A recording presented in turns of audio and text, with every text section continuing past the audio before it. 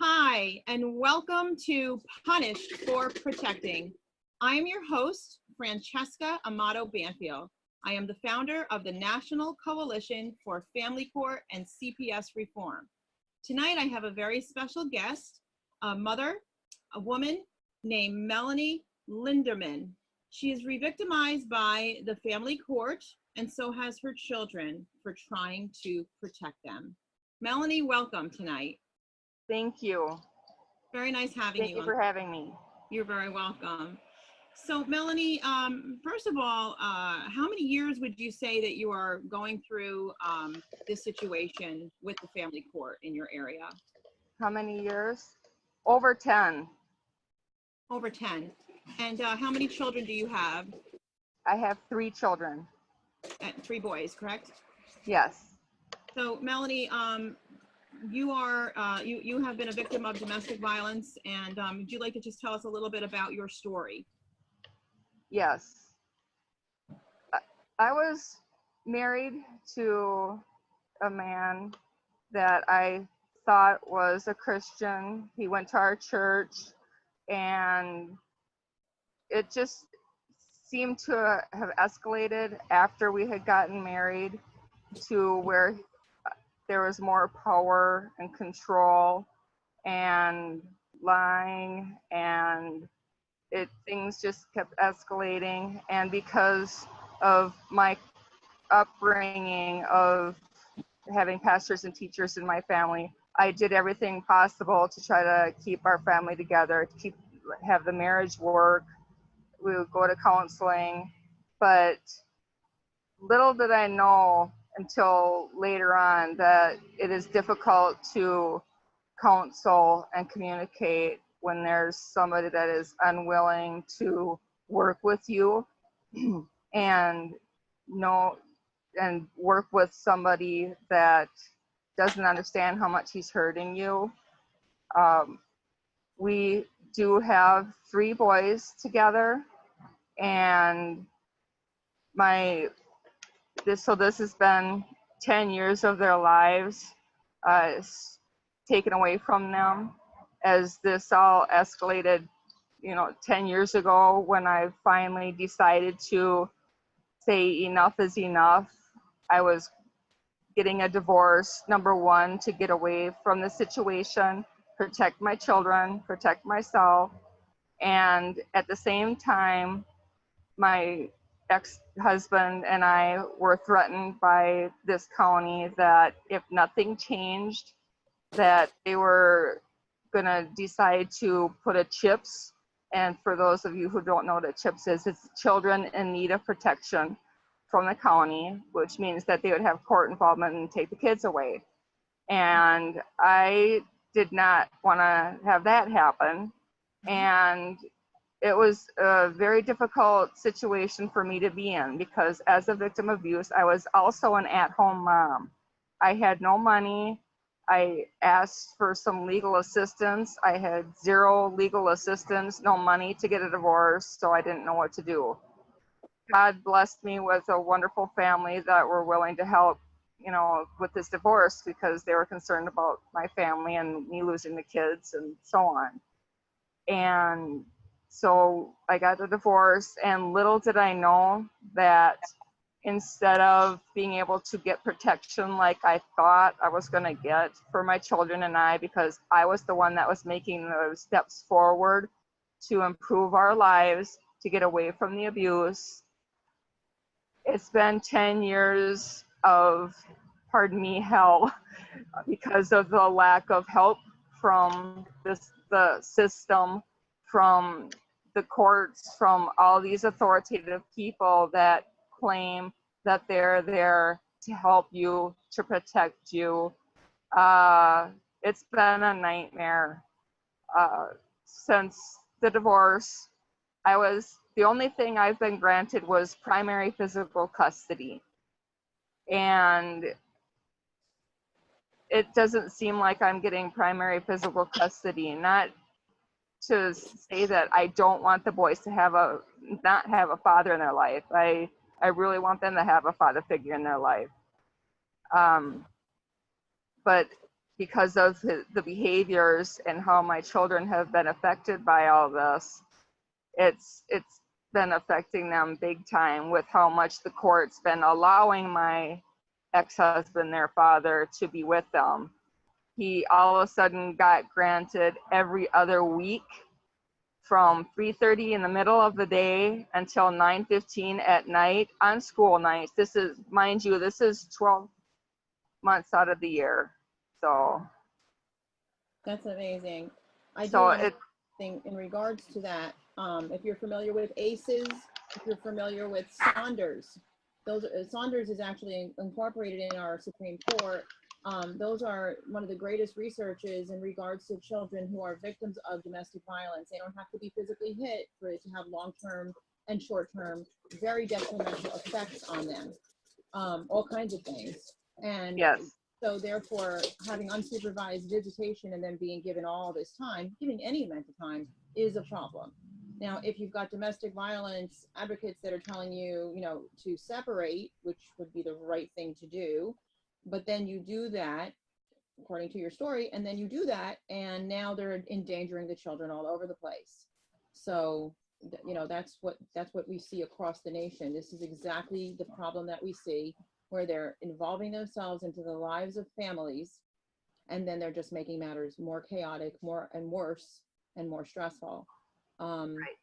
So there would again be the failure to protect when you're trying to protect and you're trying to take every measure and every step possible to protect against all odds. As a mother, I'd just like to ask you how that, and I know this might seem like an odd question, but how does that make you feel? Mothers should be able, and fathers as well. There are protective fathers as well. Any parent will go through any extreme and do whatever it takes and whatever possible to protect their children. And so when you start seeing the signs that there's something wrong, the only person that knows more about their children and their needs are the parents. They see how they are hurting. They see how certain things stress them out. That's why it's very frustrating when the court system feels that they can overparent us and make decisions on our behalf when they don't live the life that we do every day, seeing how distraught the children are and how the bruises on them, the multiple hospital visits, police reports, county reports that have gone to the county from professionals and myself that are supposed to be reporting abuse, and they keep screening everything out. So what do? And I've had my oldest son be suicidal because of all this. I've had my children fail classes in school because of all this, going from high honor students to failing and going to summer school. So this is a huge problem when I see the children suffering, but yet they go, oh, well, he's the father. He still should see them. They have to be with them. Even though they say, no, he's abusing us. And he's abused, they know that I've been hurt and they see how he treats me. And the former girlfriends of my ex-husband, that they see a pattern. So they know what's right and wrong. And we need help. Right. Now, the former girlfriend, was there any abuse to her, or was anything happening with her, or? I'm very good friends with her for the sake of the children. And she also has been traumatized over all this. The first wife has been traumatized. And mind you, the first wife, this has been 20 years or so for her. And she still has nightmares. She's got PTSD. I have PTSD and anxiety anytime I see him or his family or his van or anything. I have the flashbacks of when he hit me when I was pregnant. He has been in jail for leaving a mark on my thigh when I was pregnant. He has left marks on his former girlfriend's wrists, bruises. And it's not the physical bruises can go away, but not the internal hurting, the internal bruises, the internal abuse. That's the long-term effect that many of us have been affected by this of and needs to be taken care of. That's exactly right. And what about, I'm sure you have, but I'm going to ask for the sake of the audience, have you requested supervised visitation for him? I'm sorry, I didn't hear that question. Have you requested supervised visitation for him? Oh, there we go. I can hear you better. Anything I have tried to go, anything I have tried to ask the court for protecting my children, it's been 10 years of being denied. I just so happen to have submitted a harassment restraining order a week ago yesterday to our judge, and it had pictures. It had a picture of the mark on my youngest son and how this is all affecting our children, how he continues to harass us. I also had dates that I submitted, and once again, it is now Friday. It was a week and a day ago that I submitted this, and I still haven't heard nothing from the judge. And he has a long history of denying anything and everything I submit to the court. When my son was suicidal, I submitted an order for protection to protect my son because he said he was going to shoot himself in the head if he was forced to go to his father's again. What parent would not do anything to protect their child?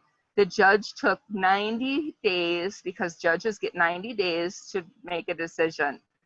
And he denied my protection order for my suicidal son and was forced to go back into the same situation again, putting more stress and trauma on him and me when I'm seeing him fall to the ground and collapse. And he is also the one with a life-threatening medical issue that has had 9 years of medical neglect of his meds not being taken properly in the care of his father. He's almost lost his life several times due to suicide and medical neglect.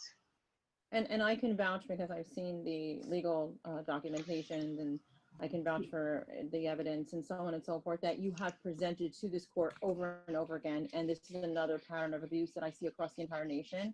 Here in Ulster County, New York, I know the same thing. I've been there for a decade myself. It doesn't matter if they're in jail. It doesn't matter. I honestly don't think that if they actually hurt someone in front of the judge would even acknowledge that something happened. Yes. I don't know what these judges are. I tend to wonder if they're even, I call them subhuman, because I don't understand how it is illogical. It is inhuman that these judges sit in these positions of power and they render these insane decisions. It's beyond me. It's beyond me. And I've seen worse than this, because I see where they're handing over the children to complete and utter abusers and restraining the good parent, supervising the good parent, putting protection orders on the good parent.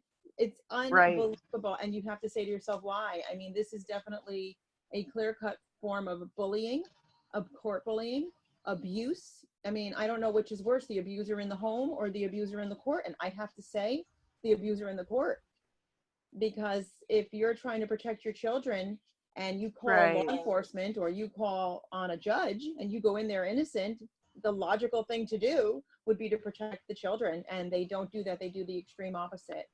It's a barbaric industry, and this is the reason that I'm exposing it at this level. And appreciate your story. Is there anything else you wanted to add to that? Right. And what's frustrating is when I took the county seriously, when they said that they were going to take the children if neither one of us did anything to change, I was the one that made the efforts despite not having any money for an attorney to make the next steps. And what do? When I was at a super moms class with other mothers that I was hoping and praying that would be supportive of, everything I'm trying to do, just like them, with doing the best you can for being a mom for your children.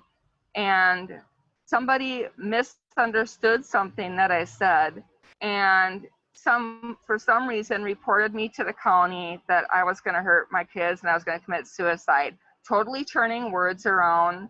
And somehow the words that were in quotation marks that were put on paper in front of the judge were never ever words that were came out of my mouth. There was never a proper investigation. And because I ended up being the one to be punished again for trying to protect my children, they hand the children over to my ex-husband that I divorced to protect my children from. And then the whole time that he had them, he overdosed my oldest son on his medication, causing him to gain 13 pounds, almost costing him his life. Did the county do anything? No. They had the same clothes on every time I had supervised visits. The boys, I didn't even recognize my oldest son because he's the one with that medical issue. My ex has never been in charge of my son's meds. So they were totally different kids, and they were crying and very depressed. And they kept saying, why is the judge doing this? Why are we going with our dad when he hurts us? Mom doesn't hurt us. And everybody keeps saying, well, we need to take the next step, go to the next person above that person, for trying to protect them. So you go to the county, and the county dismisses everything and doesn't take it seriously. You go to the police department because you're supposed to rely on them to be protective, protect and serve. And they said, well, we're not supposed to be involved in civil custody matters, only criminal. Okay, but there's a lot of domestic violence is criminal, and he's been committing felonies. So nobody wants to take responsibility. It's always finger pointing, like our own children, but our children seem like they're acting more like adults instead of the regular adults.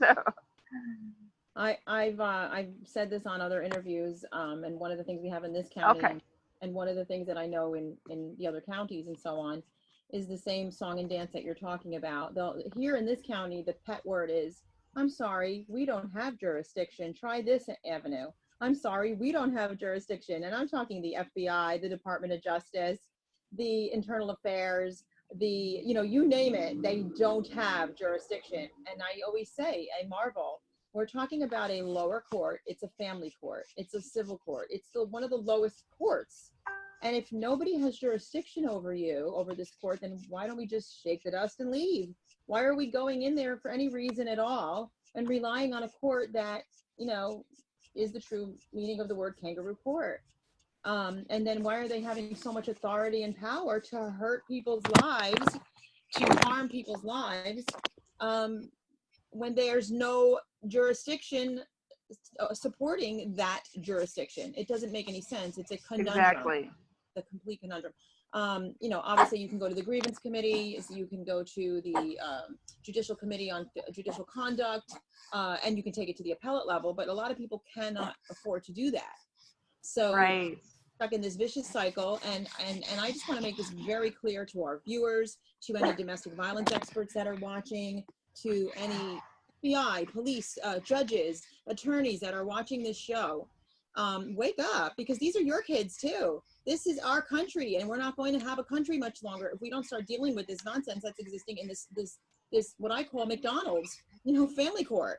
It is a venue that is harming families. I don't know what's wrong with these judges, but if they don't either get off the bench and put in some people that actually have a heart and some morals, we're not going to have a country left, because they're the next generation, and the generation after that, we're not going to have anything. So I don't know how much money you make off of this, but it's not going to be worth it for your own grandchildren. And if you don't think it's going to affect them, you're sadly mistaken. You're not even alert to what's going on. Right. And that's another thing too. Public defenders, poor people, wealthy people, there's no boundaries. Skin color, Democrat, Republican, conservative, it doesn't matter. There's no boundaries. It doesn't matter if you're high-ranking official or if you're low on the totem pole. Everybody is abused in family court. It doesn't matter who you are. You will be abused in family court. Just exactly. be the legal right abuse syndrome. Legal abuse syndrome. So, yeah. But I really appreciate your story. I appreciate you coming forward. I know it's not an easy topic.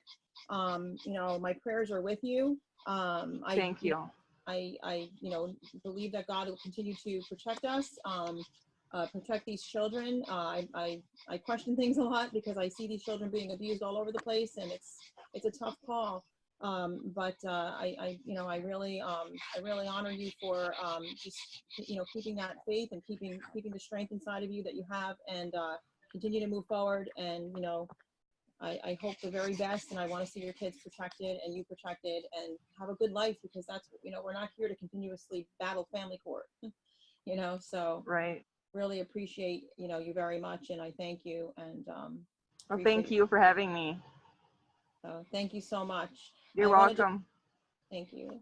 I want to tell the viewers, if you'd like to get a hold of us and you'd like to share your story for our show, Punished for Protecting, please contact us at www.punished4beingaparent.com. Again, it's www.punished4beingaparent.com. We are looking for stories of survivors of domestic violence, drug addiction, whatever that you've had to deal with in order to protect your children, where you have not been afforded the legal right to protect your own children. I'm also looking for those that are retired judges, domestic violence experts, advocates, whistleblowers, whether you work for the FBI or anything, to please contact us, and to get on the show. We can blurb you out. We don't have to use your name, just so you can tell your story. I know there's tons of you out there because I work with you. So, we would like to have you also tell your story. We do have major scheduling going on right now. I didn't expect to get this many people. I know there's a lot out there from doing this work for a number of years, but I'm blown away by the amount of people that are contacting me, and the amount of people that it's the same crazy story, just a different person. So contact us. We'll get you in eventually. We look forward to scheduling you. And hearing your testimony and your story, and we wish everybody the best, and we are praying for the entire country, and we ask that you pray too, because we need to be praying, and we need to make the major changes. Amen. For our children. So again, thank you, Melanie, and thank you very much. Good evening.